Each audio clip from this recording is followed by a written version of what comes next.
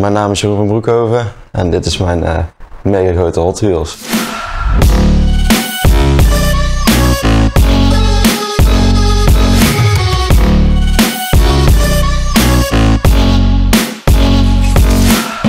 Het is een Kever 1303, alleen met iets meer vermogen op papier.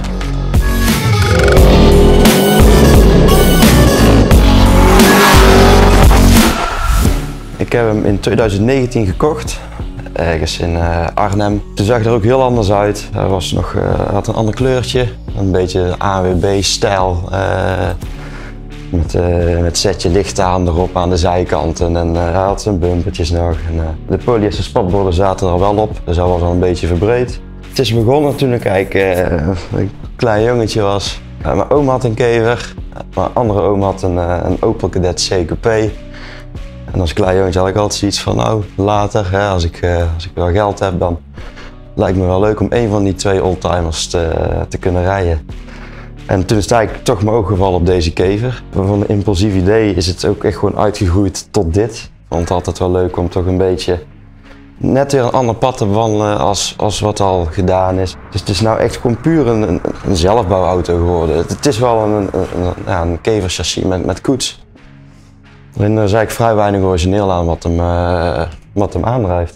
De kleur stond me niet zo aan, hij was geel met mat zwart. En ja, ze plaagden hem altijd wel lekker mee, van dan komt hij weer aan met zijn ANWB-kevertje, zet je licht aan.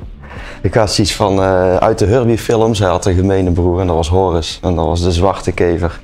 Ik had zoiets van, en het is makkelijk en ik vond het stoer, dus ik had zoiets, ik maak hem mat zwart. En wat in de toekomst gaat bieden, of dat hij ooit een andere kleur wordt, of dat ik hem toch nog een keer netjes laat spuiten. Dat zien we van eigens.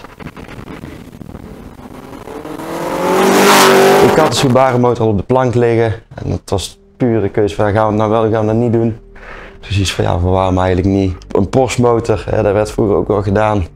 Maar overal waar Porsche op staat, dat kost gewoon geld. Toen is eigenlijk de slijptol erin gegaan, is eigenlijk de achterkant van de Kever eigenlijk helemaal kort gewiekt. En puur bewust voor gekozen om het gewoon alles achterin te bouwen en voor bouwt hij een beetje zijn originaliteit. Er is een kooi ingekomen, nou, zoals je ziet de luchthappers achter mij, want de radiateur zit achterin en we hadden toch zoiets van ja, hij moet een beetje aanzuiglucht krijgen wat gewoon koud is. Dus zeg maar als ik nou de rolkooi vast zou pakken, dan veert hij eigenlijk echt alleen nog op zijn banden. Want een Kever heeft eigenlijk een los chassis en dan staat dan eigenlijk de koets op.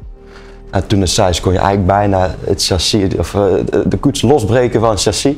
Dus echt stevig was hij niet. Hij was iets van, hij moet heel stug en stevig worden voor zoveel vermogen. Ja, je ziet de tellerklokjes natuurlijk. Dat ik toch een beetje alles in de gaten kan houden wat het motortje doet. Je krijgt natuurlijk niet echt de koeling wat hij normaal zou krijgen als hij voorin de Subaru zou zitten. Er zitten ook semi-kuipstoelen in van een Subaru hatchback. Voor zit eigenlijk de tank. De reserveband zit er ook nog in, ook puur vooral voor het gewicht natuurlijk, want anders stijgt hij op. Ik denk dat de meningen toch wel verschillen. Ik denk dat echte Volkswagen-puristen dit toch niet een fantastische bouwsel zullen zien. Ze zullen het meer zien als een verzaagde Kever. Maar ja, ik heb ook heel veel reacties gehad van toch mensen die het toch wel heel stoer vinden. En, het is net wel anders. Hè, je ziet een Kever aankomen in de verte, maar met een heel ander geluid en met toch een andere snelheid waar je normaal gewend bent van zo'n motortje.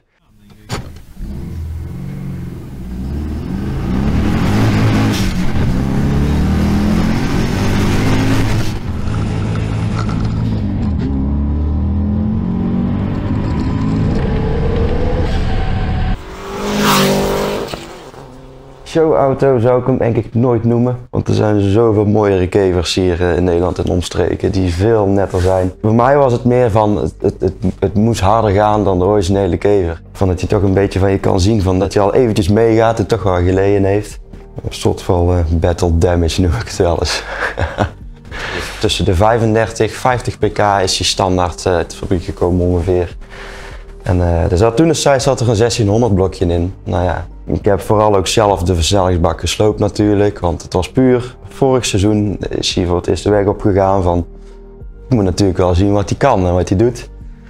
Dus de voornamelijke burn-outs en skids, dat was niet optimaal voor het bakje. Nou, in the name of science hebben we toch gewoon een standaard bakker ondergangen en kijken van ja, wat doet 200 plus pk met zo'n bak. Hij heeft het goed volgehouden, maar Hij is toch aan het eind van zijn Latijn. Maar goed, we hebben weer een nieuw op de plank liggen.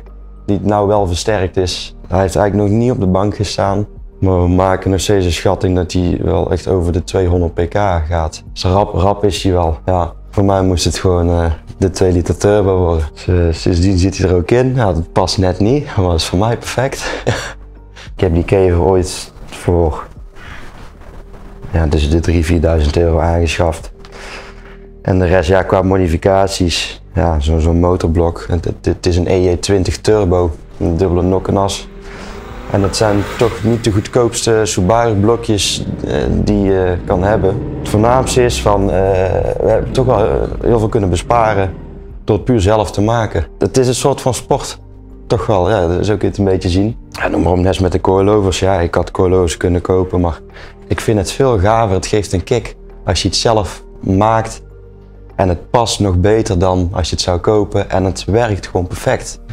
Ja, wat zou die opbrengen? Ik durf het niet, maar ik heb al wel eens vaak een aanbod gehad voor 2 kratjes Hertog Jan. Dus ik heb ze wel eens weg zien gaan vroeger voor tussen de 6.000 en 8.000 euro.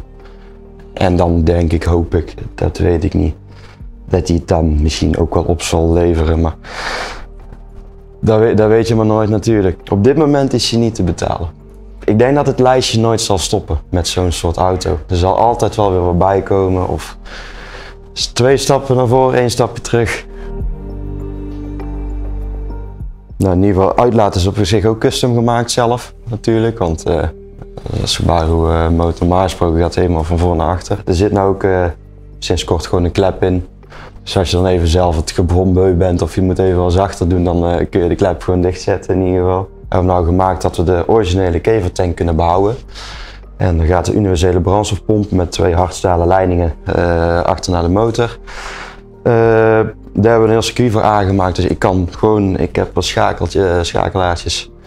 En dan kan ik alles gewoon los bedienen. Dus ik kan de pomp aanzetten, ik kan alle klokjes aanzetten.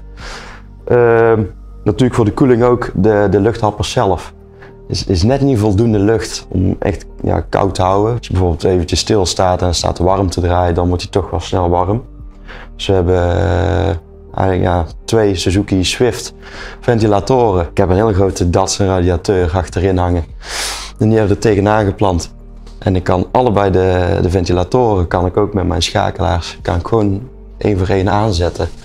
Dus in principe kan ik de temperatuur van de motor en de koeling kan ik echt heel goed in de gaten houden en ik kan hem heel goed blijven koelen. Dus hij is ook omgekeurd. Een standaard kever weegt ongeveer rond 900 zoveel kilo.